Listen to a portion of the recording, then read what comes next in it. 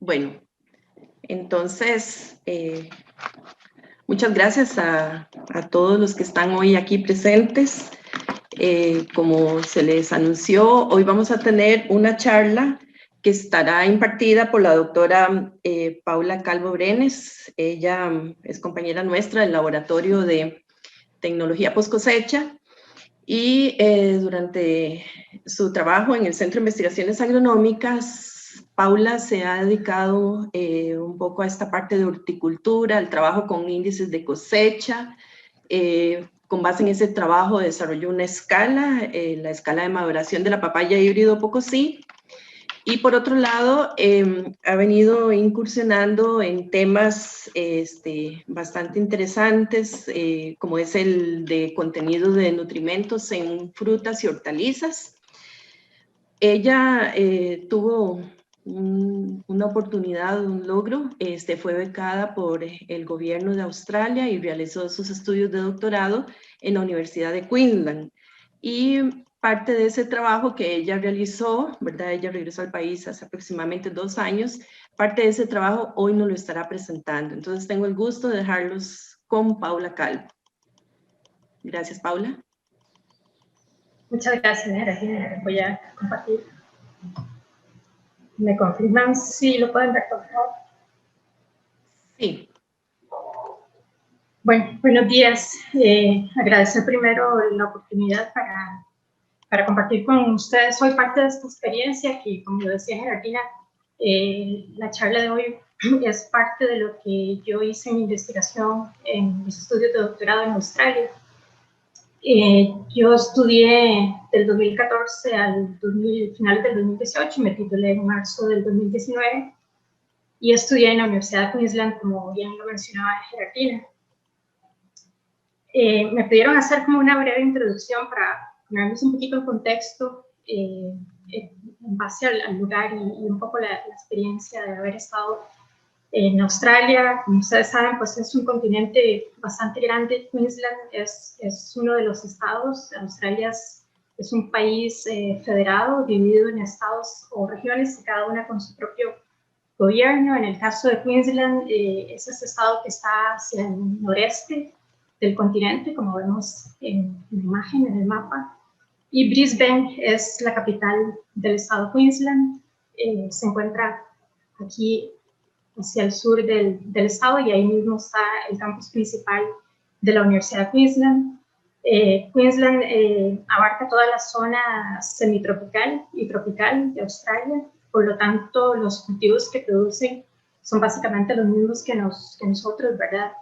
Y sobre todo en esta parte subtropical, donde se encuentra Brisbane, lo que se produce son hortalizas y algunos cultivos más de zona subtropical y más hacia el norte, propiamente cerca de la Gran Barrera, cerca de Cairns, se produce banano y caña de azúcar y cultivos más tropicales como tal.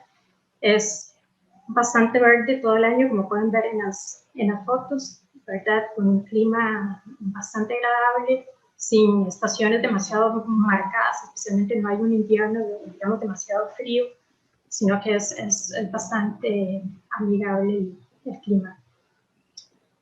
La Universidad de Queensland y el estado de Queensland, de hecho, es el estado agrícola por excelencia en Australia.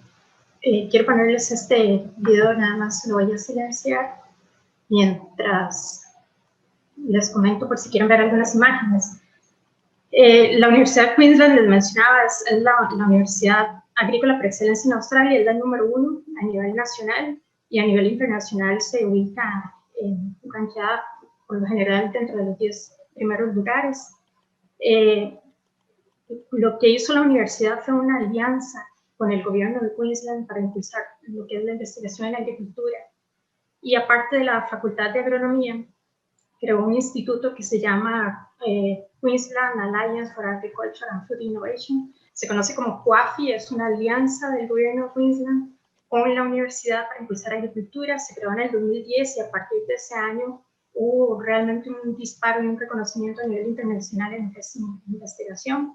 Actualmente COAFI ocupa el número 3 a nivel internacional en lo que es investigación en agricultura, ¿verdad? Y también es muy reconocido digamos, en lo que es ciencia de alimentos, tecnología de alimentos, todo esto está dentro de este instituto. También la parte pecuaria es bastante importante, sobre todo para el estado de Queensland, lo que es ganado de carne principalmente. Acá en las fotos es algunas fotos del campus, como verán, muy verde siempre. Algunas de las cosas típicas que pasan en el campus, como encontrarse fauna por todas partes. Hay una naturaleza muy exótica, muy exuberante. Esta es una ave típica en Australia, se llama ibis, y cuando uno se descuida suceden esas cosas que se roba la pizza y el sándwich y todo lo que hay por ahí cerca. Bueno, ya entrando propiamente en lo que es la charla, el tema de hoy, quisiera nada más referirme brevemente a lo que es biofortificación. La biofortificación está enfocada desde el punto de vista de un mejoramiento genético, aumentar el valor nutricional. Los productos que son biofortificados son producto de un programa de mejoramiento genético, ya sea convencional o no. Yo creo que la mayoría estamos más familiarizados con, por ejemplo, el arroz dorado, ¿verdad? Que es un cultivo biofortificado proveniente de este programa de Naciones Unidas, Harvest Plus, que son los que han liberado principalmente cultivos biofortificados con un fin muy específico, que es ayudar a países en desarrollo, países que tienen problemas con la nutrición de su población bastante serios. Entonces el programa Harvest Plus se ha enfocado principalmente a biofortificación con zinc, con hierro, con carotenoides que son propulsores de la vitamina A. Y este es el caso del arroz dorado. En el arroz dorado hay también arroz biofortificado con zinc, hay frijoles biofortificados con hierro, ¿verdad? Pero en el caso de Australia, la idea que ellos tienen no es, digamos, la meta no es solventar problemas de nutrición, porque en realidad no los tienen. Entonces, Australia tiene un programa de biofortificación que es con fines un poco diferentes. Y ese programa lo tiene COAFI, de hecho, y yo trabajé con el profesor líder de este programa, que es el doctor Timo Herr. Él tiene un proyecto muy reconocido en Australia que se llama Naturally Nutritious, ¿verdad?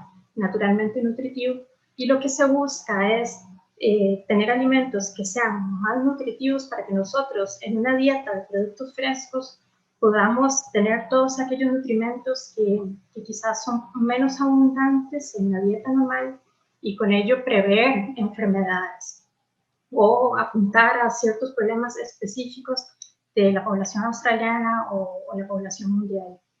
Acá, por ejemplo, vemos a mi profesor con estas fresas que son biofortificadas con ácido fólico, ¿verdad? Son fresas con alto contenido de folatos para una población muy específica, en este caso pensando principalmente en mujeres embarazadas o personas que tengan algún problema de deficiencia de folatos.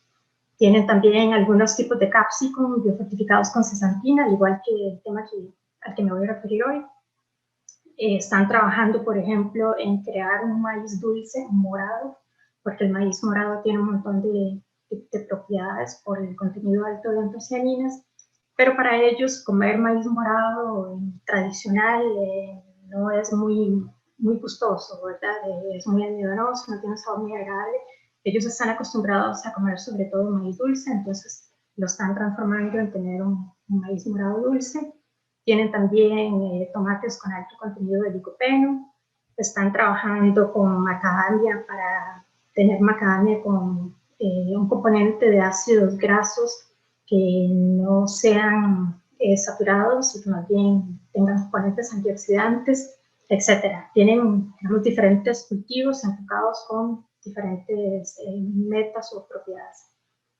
En el caso del maíz dulce, que fue el proyecto en el que yo trabajé, es maíz dulce biofortificado con cesantina, y estos híbridos son producto de un programa de mejoramiento genético convencional. Normalmente el maíz dulce que conocemos, que es amarillo, lo que tiene es un alto contenido de luteína, digamos, nos podemos venir por esta vía, y lo que tiene es sobre todo luteína.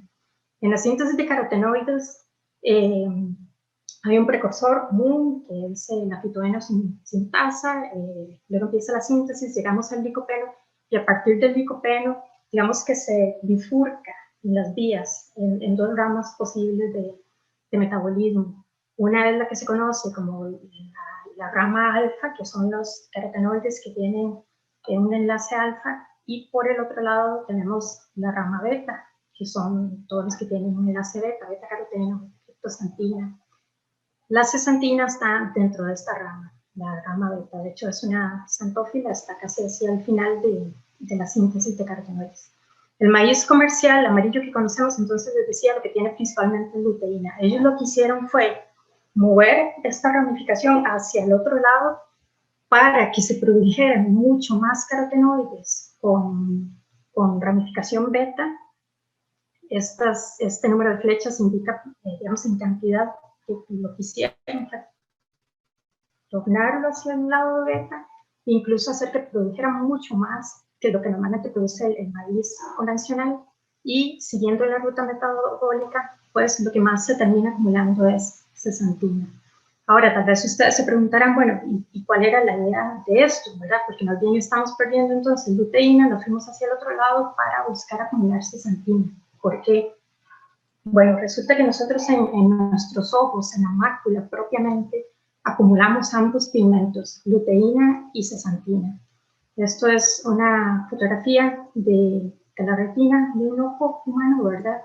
Este puntito que se ve aquí es la mácula, y de hecho en un corte al microscopio de tejido humano se ve de ese color, se ve anaranjado, porque está lleno de pigmentos de luteína y zeaxantina. Se acumulan ahí, y la función que tienen es proteger la visión central de alta radiación y oxidación, principalmente proveniente de luz azul. Cuando por alguna razón, principalmente relacionada con edad, o incluso se ha visto con grupos étnicos, personas de ojos claros, como es la población australiana en su mayoría, ellos tienden a tener más problemas por oxidación de los pigmentos o falta de acumulación, y cuando esto ocurre, hay un problema en la visión que se conoce como degeneración macular, y lo que ocurre es que se pierde la visión central. Una persona que tenga degeneración en la mácula va a ver este árbol como la imagen de la derecha, es decir, no tiene capacidad de enfocar, sino que en la parte central de la visión ve totalmente borroso, y por lo tanto se le imposibilita también el leer. Esta es la principal causa de ceguera en los países desarrollados, y se cree que a nivel mundial también. Entonces, la idea con este maíz pues era atacar, digamos, este problema de una manera preventiva.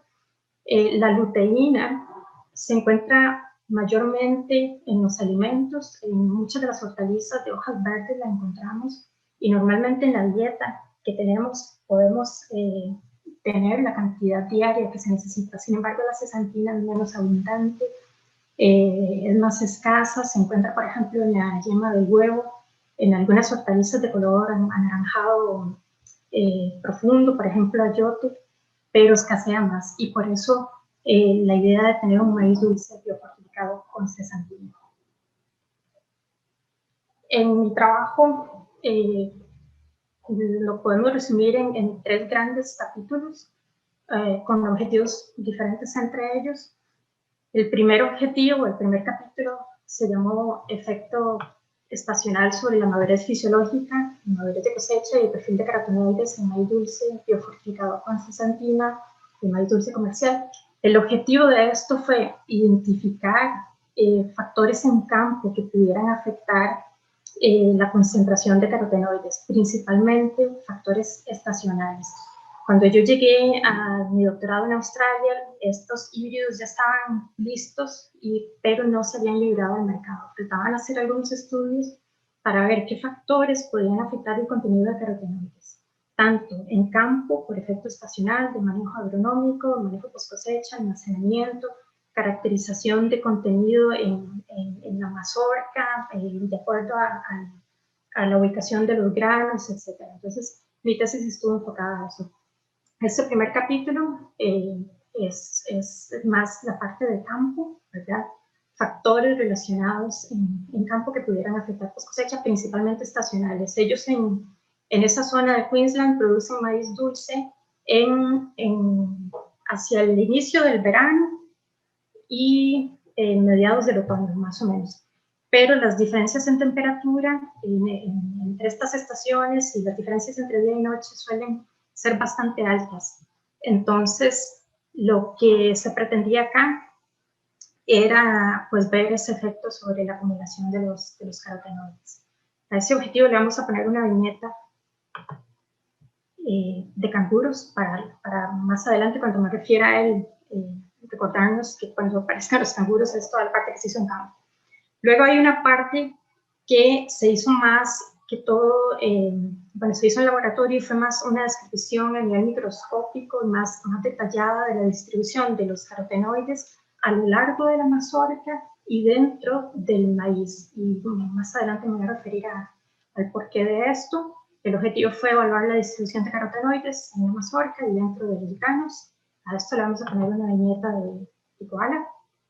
Y por último, el otro capítulo se refería más a la parte post cosecha como tal, evaluar el almacenamiento post cosecha sobre la calidad y contenido de carotenoides en maíz dulce y fortificado. Acá lo que queríamos ver y asegurar es que durante el almacenamiento a diferentes temperaturas, etcétera, no hubiera degradación de carotenoides, que algunas veces pueden ser un poco inestables y había que asegurarse de esta parte antes de poder liberar estos híbridos al mercado. La foto que ven acá abajo son los híbridos con los que yo trabajé con 4 híbridos diferentes, biofortificados, bueno, identificados con números de acuerdo a sus parentales, y en comparación con el maíz dulce amarillo comercial que más se siembra en Australia, que se llama Hybrix 5. Todos ellos son híbridos tropicalizados y del gen que se conoce en maíces dulces como Shonkin2, se escribe SH2, la abreviación, y es ese gen que hace que el grano se arrugue un poco, sobre todo en estados avanzados de maduración, y esto sucede por alto contenido de sacarosa y poco contenido de almidón. Entonces, los maíces dulces comerciales a nivel mundial, la mayoría tienen este gen. Para este último objetivo de post cosecha vamos a tener un demonio de Tasmania como viñeta para recordarnos más adelante. Bueno, voy a comenzar a hablar un poco de campo. Lo primero que había que hacer acá era identificar el estado óptimo de cosecha. El maíz dulce se cosecha muy maduro, no es como el maíz convencional, ¿verdad? Que nos esperamos hasta el final cuando el grano está totalmente lleno y con poco contenido de humedad.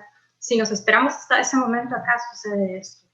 Es súper duro, no se puede comer, se arruga por tener este gen de Shonkin2. Entonces, teníamos que asegurarnos cuál era el estado óptimo de cosecha. Para esto hicimos un análisis previo con un panel sensorial entrenado y determinar cuál era el estado óptimo.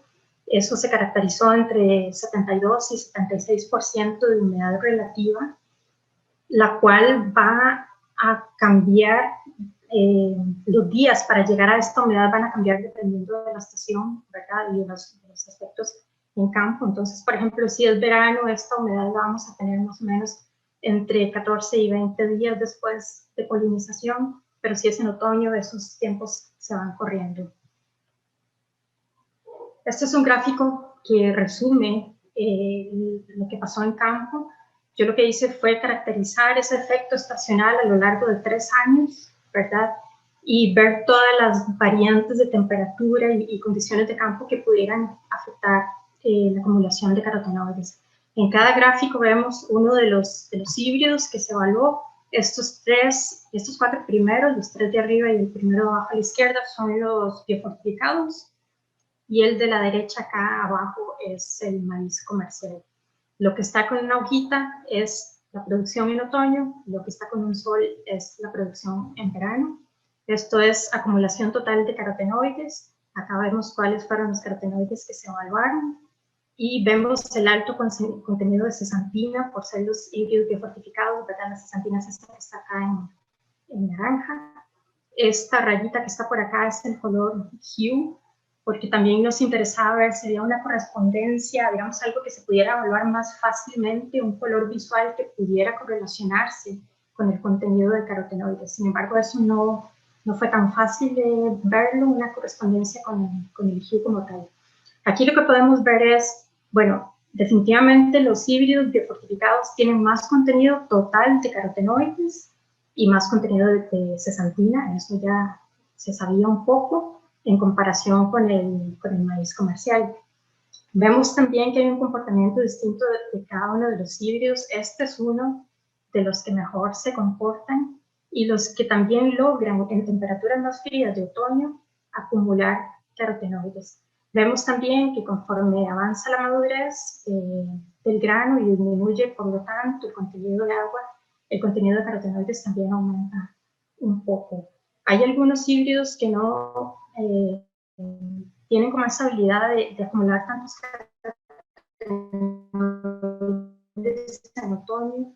Por ejemplo, acá, cuando empezamos a ver esos comportamientos, lo que hicimos fue trabajar con grados día, porque normalmente nosotros sembrábamos en mediados de septiembre y cosechábamos hacia finales de diciembre como cosecha de verano, luego se volvía a sembrar a mediados de febrero y se cosechaba a mediados de mayo como cosecha de otoño. Recordemos que estamos en el hemisferio sur, entonces funciona al revés, ¿verdad?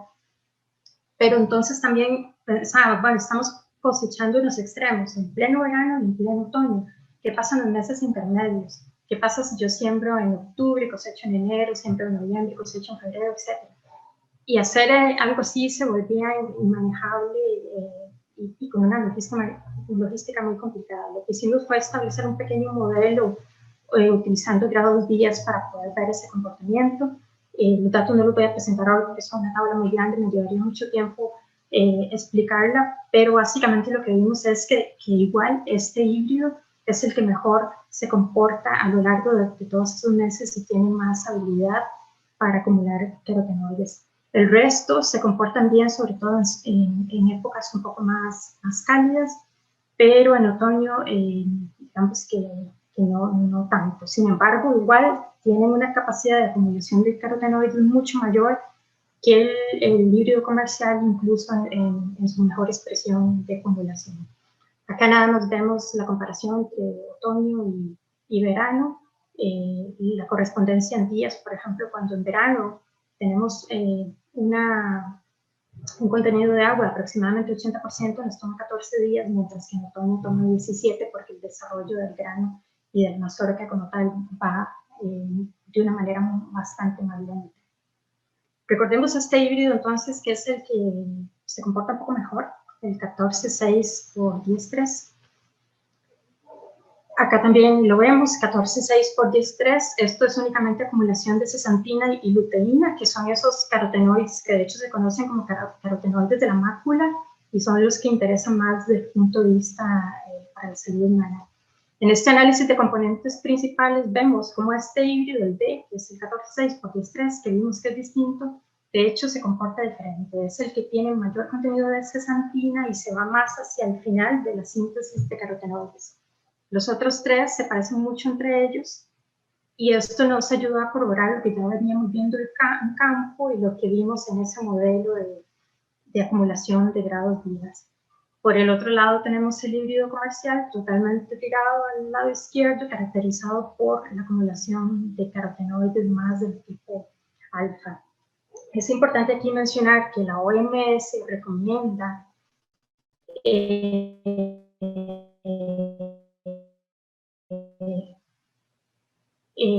cesantina para una, digamos, dieta suplementaria. Si nosotros tuviéramos que comer esto por día, esto implica comer aproximadamente 10 mazorcas de maíz comercial amarillo, lo cual probablemente nadie va a hacer día a día. Sin embargo, con los híbridos, 100 gramos, que es aproximadamente una mazorca, ya logran tener entre 1.67 a 1.21 miligramos, es decir, casi 1.29, perdón. Es decir, casi que estamos ahí con solo 100 gramos de este maíz, es obteniendo lo que la OMS recomienda diariamente en la ingesta de cesantina. Paso entonces al objetivo número 2, que tiene que ver más con esa caracterización del grano, cómo se acumulan los carotenoides dentro del grano y a lo largo de la mazorca. Era interesante hacer este experimento porque no sé si ustedes han visto, acá el maíz dulce lo empacan igual que en Australia, y es que les suelen cortar la parte apical y la parte basal y lo empacan en bandejitas en donde solo está como la parte medial, y al ser mazorcas relativamente pequeñas, pues se pierde bastante. Entonces, queríamos ver como todo esto y ver si, por ejemplo, al cortar esto, acá hay una acumulación interesante que pudiera utilizarse en la industria para otros fines, o ver cuánto se está perdiendo, etc. Entonces, comparamos la acumulación de carotenoides dividida la mazorca en la parte apical, medial y la basal. Medimos también contenido de agua, el color, contenido de sólidos solubles totales. Y bueno, fue muy interesante porque no encontramos diferencias en cuanto a contenido de agua, en cuanto a color, en cuanto a sólidos solubles totales. Todo es lo mismo. Sin embargo, la cesantina se acumula más en la parte apical. En la luteína no hay tanta diferencia, aunque hay igual como una cierta tendencia. Y un poquito en los carotenoides beta también se acumulan más en esta parte, de manera que al final, al ir sumando, tenemos una diferencia significativa. Aquí esto es una A, esto es una A y esto sí es una B. De manera que hay una diferencia significativa y hay mayor acúmulo de carotenoides en la parte apical. Esto se publicó en ese artículo. Luego nos dimos a la tarea también de ver dentro del grano cómo es la distribución de carotenoides. Y lo que hicimos fue ver las diferencias entre el endospermo, básicamente el endospermo, y el embrión. Esto también por asuntos de que muchas veces cuando hay procesamiento industrial el embrión se pierde, y aunque acá el embrión es muy pequeñito y en peso relativo aporta poco, era interesante también tener esa caracterización, ya que en maíz en general, incluso los maíces de colores, hay muy poca información al respecto. Aquí vimos cosas interesantes también. Acá, bueno, hay mayor acúmulo de cesantina, obviamente, era lo que sabíamos. Sin embargo, en el embrión, que es estos tres de acá, que dice germ, hay mayor acúmulo de carotenoides beta, principalmente beta-caroteno, beta-criptosantina y cesantina, ¿verdad? Y dependiendo del híbrido, esto cambiaba un poco. Acá, por ejemplo, vemos que hay una gran cantidad de acumulación de carotenoides beta en el embrión. Esto tanto en términos de porcentaje, porque si lo tuviéramos en términos de peso relativo sería muy poquito por el tamaño del embrión que recibe. Acá este otro híbrido tiende a acumular un poco más de luteína. Esto ya lo habíamos visto desde antes en campo, no era como uno de los híbridos favoritos, digamos. Y este es el comercial, en donde ya sabemos que hay más luteína, pero fue interesante porque incluso en el comercial, en el embrión, es donde se acumula más la cesantina. Nos dimos a la tarea también de analizar proteína y almidón en el grano, y esto es importante porque cuando vimos esas diferencias de acumulación de carotenoides en el endosperma versus el embrión, resulta que en maíz dulce y en algunos otros maíces, el endospermo está compuesto, digamos, de manera diferente. Hay endospermos que son muy almidonosos y hay otros que se les conoce como endospermos vítreos, que de hecho no hay tanta acumulación de almidón, sino, perdón, de carotenoides. Y este es el caso de estos maíces dulces. Digamos, uno cuando ve un corte al microscopio ve más o menos esto. Este es el endosperma, y esta parte que se ve más anaranjada aquí es porque hay más acúmulo de carotenoides, y es la parte que se conoce como vítrea. El almidón viene a acumularse un poquito más hacia abajo. Y luego tenemos el endospermo, tenemos también la capa de la neurona y las capas del pericarpio, en donde normalmente no se acumula en carotenoides, únicamente en la aleurona. Entonces, resulta que esta parte vítrea, normalmente aquí hay menos almidón, pero hay más proteína. Y esa proteína está asociada con los carotenoides, y esa proteína podría afectar lo que es la bioaccesibilidad y disposición de los carotenoides en el tracto humano. Entonces nos dimos a la tarea de evaluar contenido de proteína y nos dimos cuenta que en efecto los híbridos biofortificados tienen más proteína que el híbrido comercial. Es decir, hay más acúmulo, parece que vienen de la mano, hay más acúmulo de proteína donde hay más acúmulo de carotenoides. En cuanto al almidón no vimos diferencias estadísticas, pero de todas formas el almidón digamos que no nos importaba tanto, y sabemos que en estos híbridos hay poco contenido de almidón por ser de maíz dulce. Era difícil también, yo lo que hacía era separar el endospermo del embrión y evaluar contenido total de carotenoides, pero es muy difícil separar a su vez el endospermo, de decir, bueno, voy a separar únicamente la parte vítrea y dejar el endospermo almidonoso por aparte. Eso, bisturí y todo, es súper complicado, casi que imposible de hacer. Pero queríamos ver cómo hacemos para poder realmente medir aquí solamente esta parte y ver que en efecto ahí es donde hay el mayor acúmulo de carotenoides. Entonces lo que hice fue pues recurrir a la microscopía y con algunos cortes vimos todos los cuerpos proteicos, que son estas bolitas que están acá, en asocio con los carotenoides. Vemos la aleurona, ¿verdad? Totalmente llena de carotenoides acá. Y para quitarme ese problema de encima, de cómo hacía para medir esas partes, recurrí a microscopía de Raman, en donde esto es básicamente como un láser que va midiendo y genera espectros, ¿verdad? Curvas de espectros de acuerdo a la composición del material que uno esté leyendo.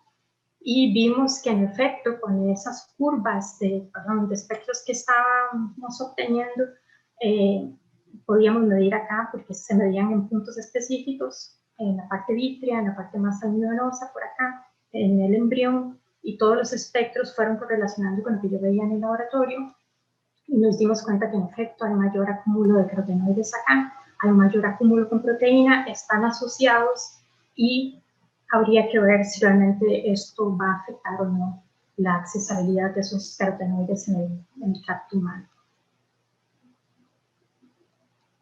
Pasamos al demonio de Tasmania, que es la parte de post cosecha.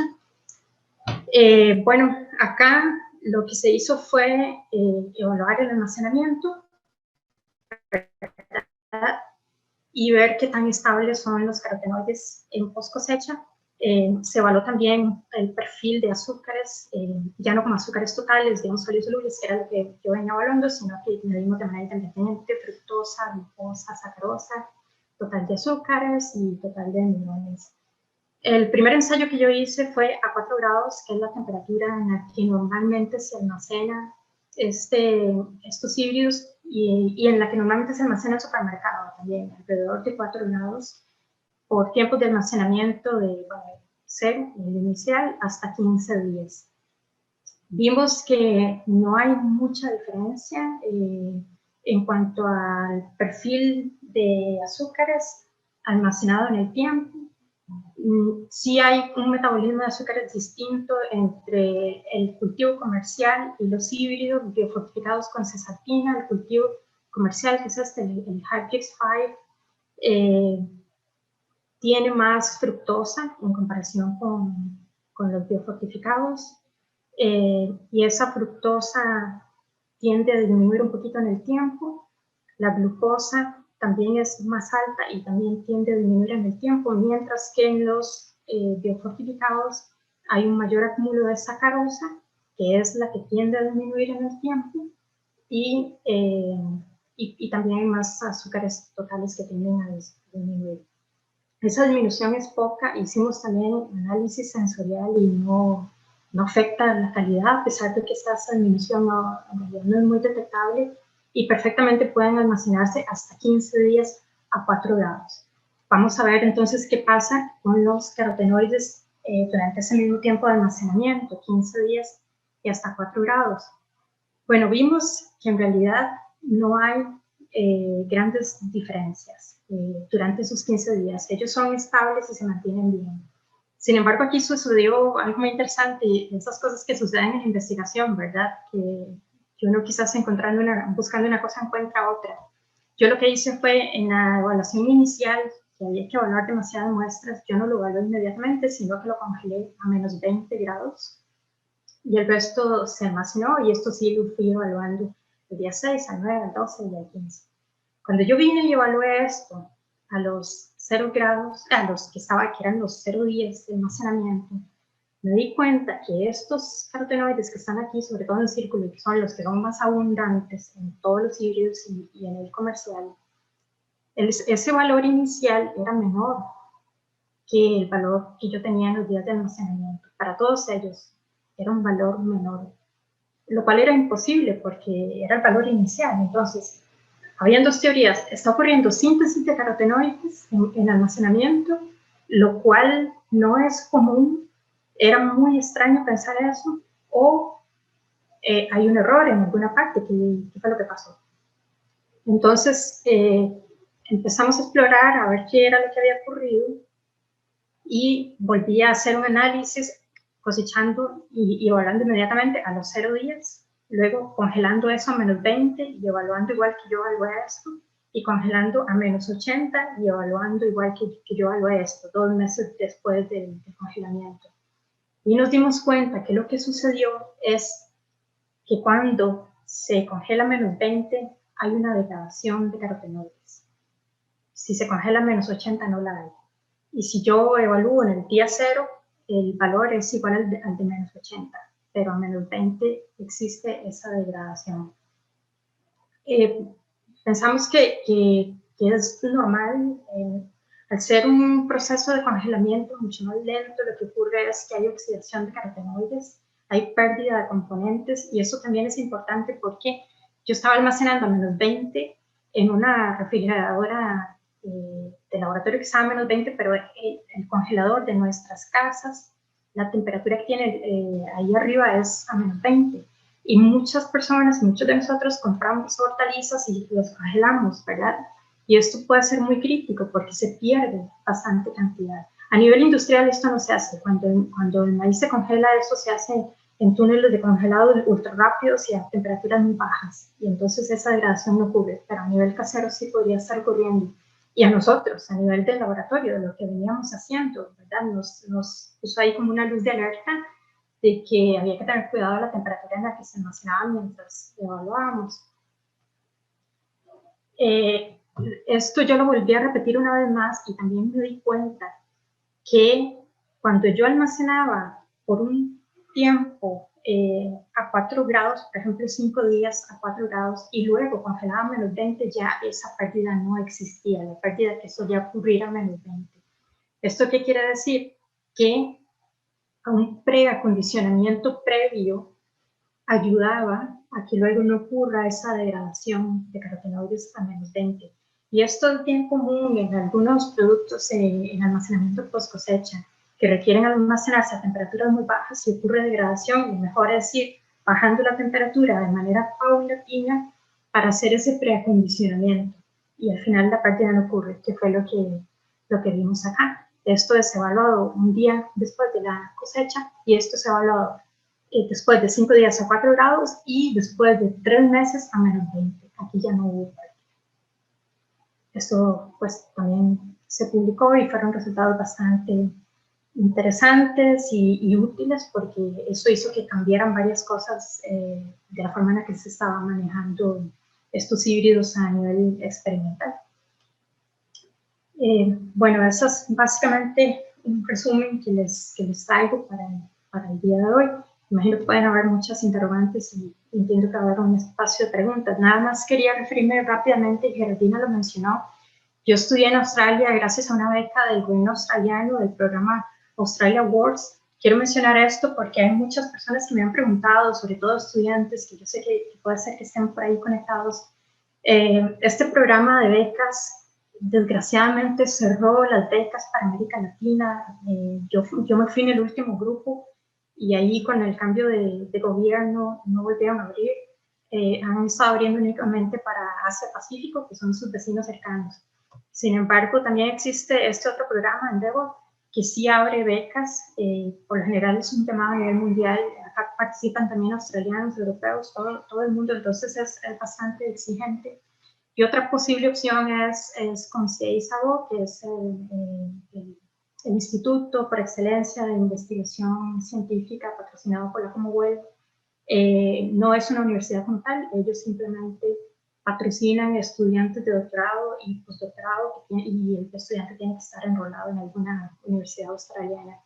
Ahorita Australia tiene las fronteras cerradas, están totalmente confinados, y ni siquiera los mismos australianos que estaban de viaje han podido entrar de vuelta y todo esto está congelado. Sin embargo, si hay interés, yo les recomiendo mantener ahí un ojo en estos 3 programas, porque puede ser que en cualquier momento vuelvan, y especialmente si hay un cambio de gobierno. Por lo general, cuando está el partido laboral, esto vuelve a abrirse. Lo que pasa es que están con partido liberal en este momento y están mucho más cerrados.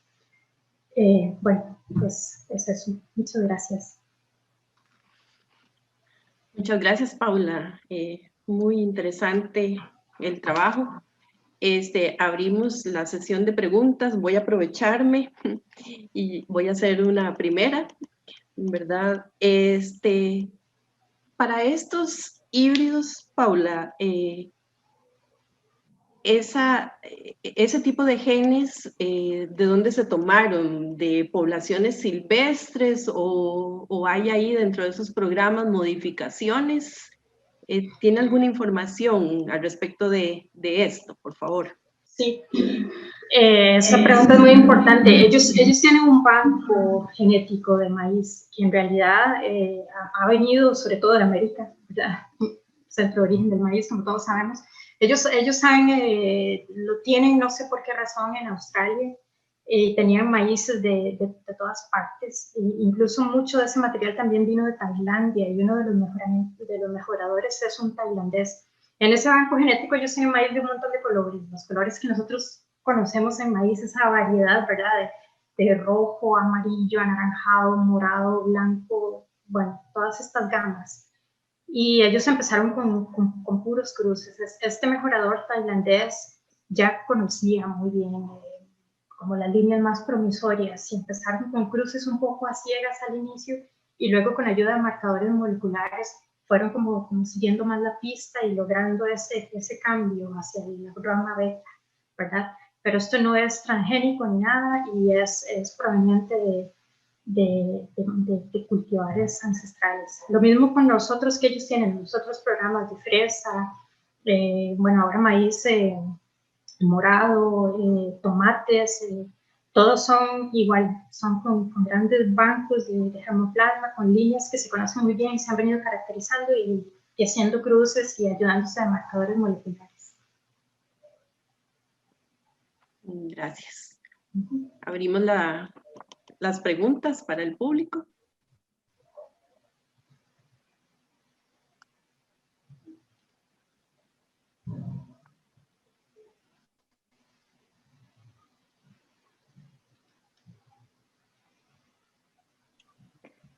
Buenos días. Buenos días. Carlos Echandi les habla.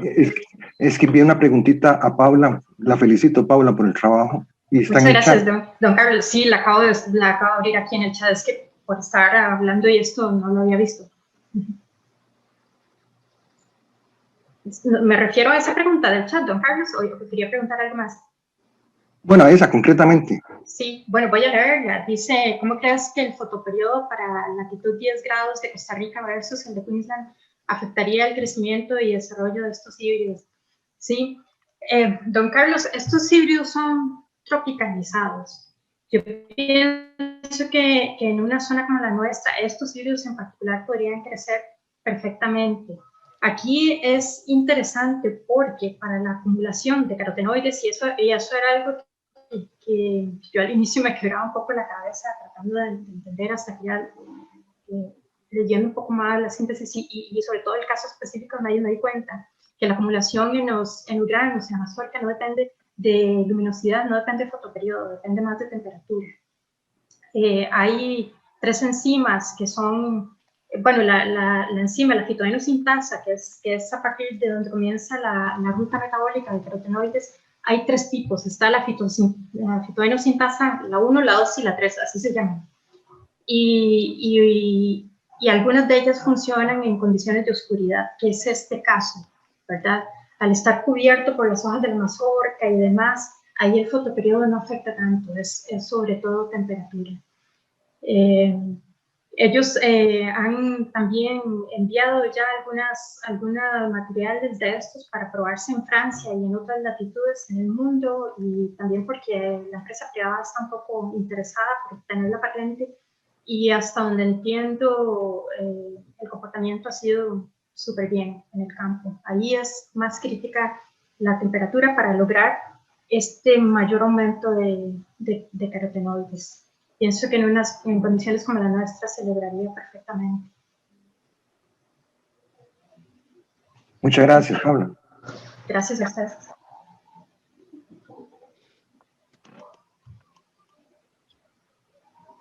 Paula, yo quería hacer una pregunta, si es posible. Claro. Quería saber un poco más sobre estos híbridos. Iba en la línea de lo que había preguntado Gerardina, pero dándole seguimiento a eso, entonces estos híbridos que se han seleccionado sí tienen buen sabor, tienen buena aceptación en cuanto a... Sí, totalmente. Esto es muy importante porque ellos habían hecho una prueba de análisis sensorial con panel entrenado, ¿verdad? Luego yo volví a hacer otra para ver esto de contenido de humedad y todo esto, pero es interesante porque a ellos lo que se les puso fue una luz específica para que no vieran mucho la diferencia de color y no se prejuiciaran, ¿verdad? Y ellos no encontraron diferencias, más bien muchas veces preferían estas líneas porque son un poco más dulces. Luego cuando vieron el color fue interesante porque los rechazaron un poco. Existía la creencia de que era transgénico, no sé qué cosas, ¿verdad? Cuando se les explicó que no eran y que más bien tenían alto contenido de zeaxantina y todos los beneficios, la puntuación otra vez fue la más alta. Saben súper bien, yo cocinaba cada rato de esto y más bien me encantaba el color, por ejemplo, hacer un pan de maíz y todas estas cosas, porque más bien termina con un color muy atractivo, ¿verdad? Y más bien luego ellos lo empezaron a mercadear un poco de esta manera, porque incluso a nivel de supermercado se diferencia muy fácil, ¿verdad? El que es más anaranjado ya se sabe que es el biofortificado con zeaxantina. Y ellos ya han hecho eso en el supermercado, por ejemplo, lo han hecho con ciruela. Tienen una ciruela que es totalmente de pulpa anaranjada y eso ya está librado y usted lo encuentra en el supermercado y ya la gente la conoce, ¿verdad? Se llama la Queen, no sé qué, como la ciruela reina, y la gente la identifica y sabe que es más nutritiva y que ha sido liberada por el gobierno y que no es transgénica y todo esto. Y entonces más bien es una manera de diferenciarlos a nivel de mercado. Gracias. ¿Y el tema de la digestibilidad es algo que surge después de la tesis tuya o es algo que se sabía que era un problema?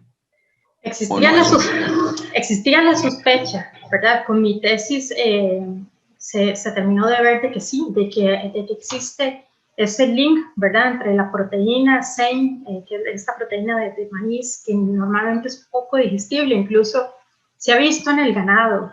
Ya eso está reportado incluso en ganado que se alimenta mucho con maíz, ¿verdad? Maíz amarillo, y esa digestibilidad un poco les afecta. Entonces, ellos estaban comenzando ya pruebas en esto cuando yo me vi, ¿verdad? Estaban un poco preocupados porque podía ser que sí, que sí afecte.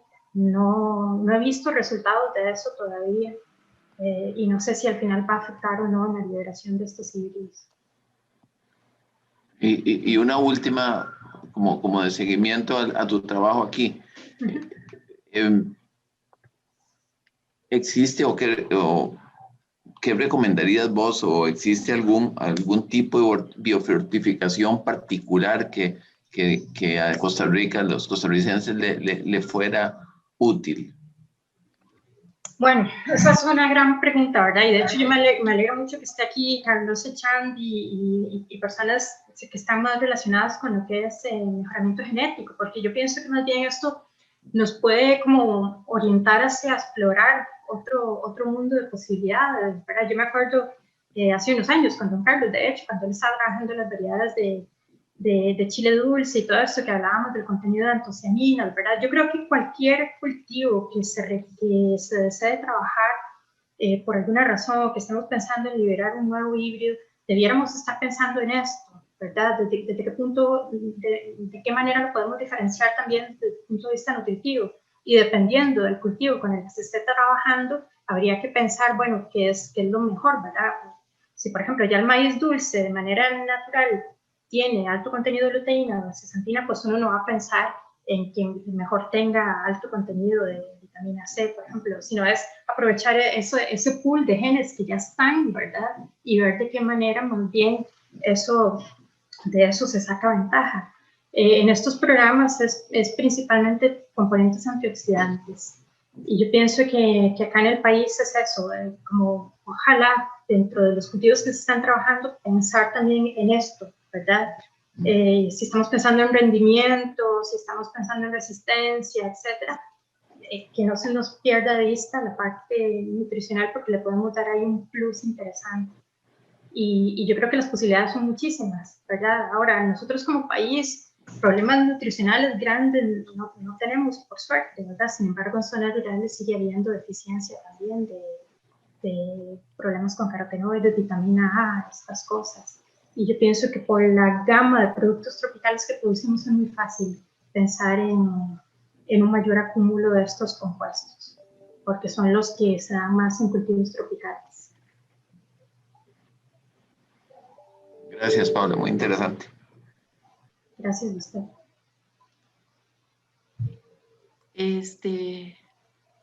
Paula, desde el punto de vista de investigación, que me llama la atención, por ejemplo, toda esta parte de post-cosecha con la cantidad de análisis y diferentes técnicas, inclusive la microscopía, paneles de degustación, ¿cómo se lograba llevar a cabo dentro de este proyecto? Digamos, ¿el proyecto como tal contaba con todos estos laboratorios o ustedes hacían uso por algún tipo de convenio o contrato con laboratorios para los análisis? Tal vez si nos amplía un poquito en eso, por favor.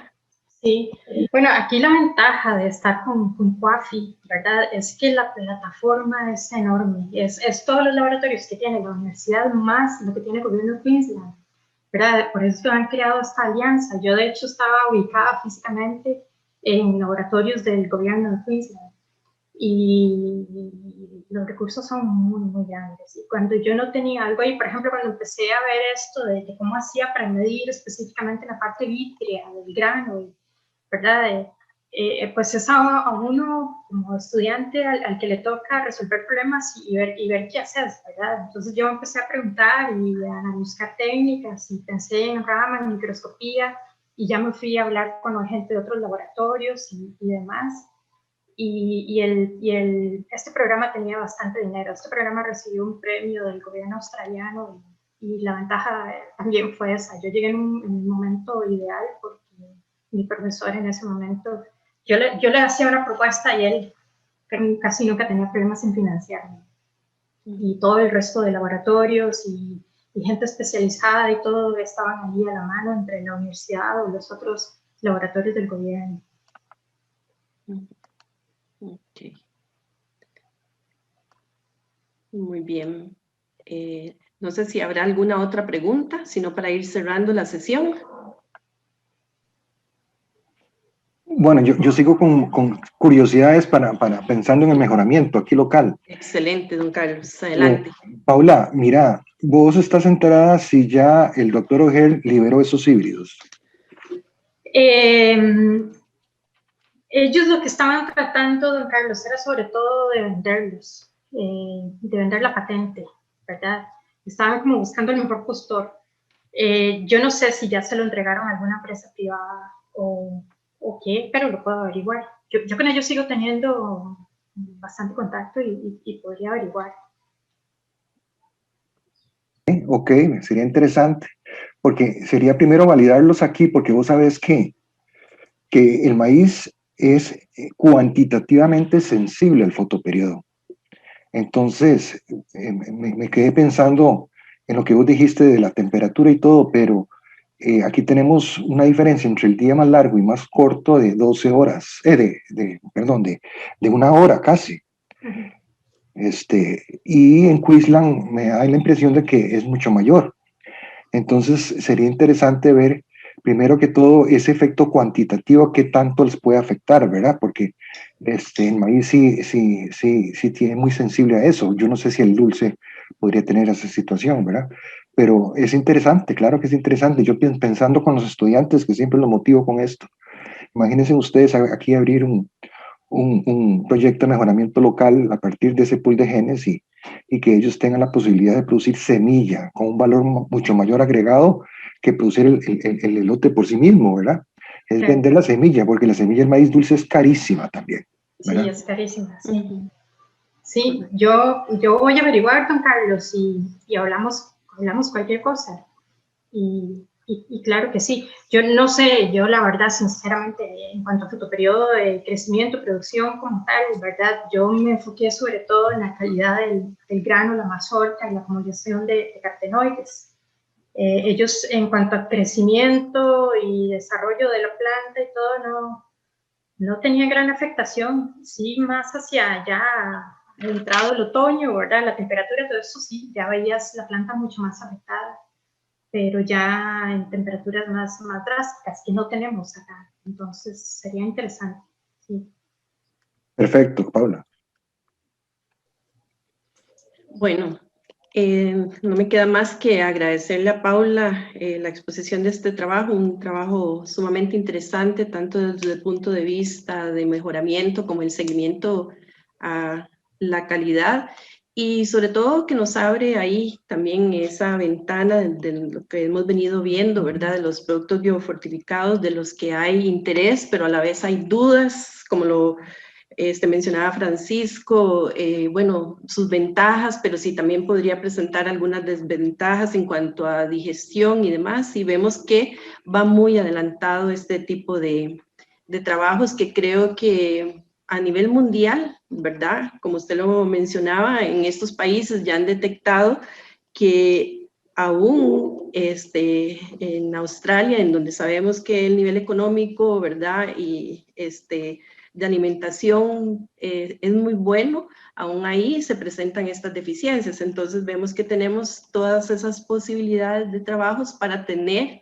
alimentos que nos puedan proveer algunas de estas sustancias indispensables. Ya vimos estos biofortificados nos dan en una pequeña cantidad del producto lo que equivaldría a un híbrido corriente a 10 mazorcas para obtener esos pigmentos tan necesarios para la salud visual. Entonces es muy interesante desde el punto de vista, ¿verdad?, de tema y desde el punto de vista de investigación. Muchas gracias a Paula y a todos ustedes y nos vemos, Dios mediante, dentro de un mes en la próxima charla. Muchas gracias. Muchas gracias. Gracias. Buenos días. Buenos días.